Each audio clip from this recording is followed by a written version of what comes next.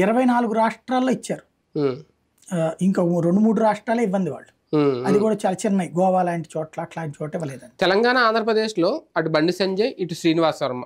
బండి సంజయ్ అంటే పోనీ ఈయన ఎంపీగా ఫస్ట్ టైం, ఆయన ఫస్ట్ టైం కాదనుకోండి, కానీ కేంద్ర మంత్రిగా అడుగుపెట్టడం అయితే ఇద్దరు ఫస్ట్ టైమే.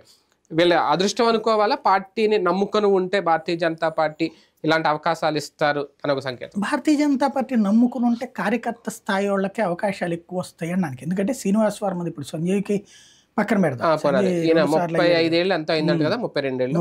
30 ఏళ్ల పాటు పార్టీకి సంబంధించిన క్రియాశీల కార్యకర్తగానే చేశాడు. ఒకప్పుడు కమ్యూనిస్టు విద్యార్థి సంఘాల దశలో, ఆ తర్వాత బీజేపీలో చేరి భీమవరం కౌన్సిలర్ గా కూడా పనిచేశాడు. ఇంతకుముందు కౌన్సిలర్ స్థాయిలో కూడా పనిచేశాడు.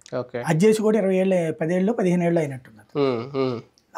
అతనికి వాస్తవంగా సీటు దక్కినప్పుడు చాలా తతంగా, అవును, మనమే ఫస్ట్ ప్రస్తావించాం అతనికి వచ్చే అవకాశం ఉంది.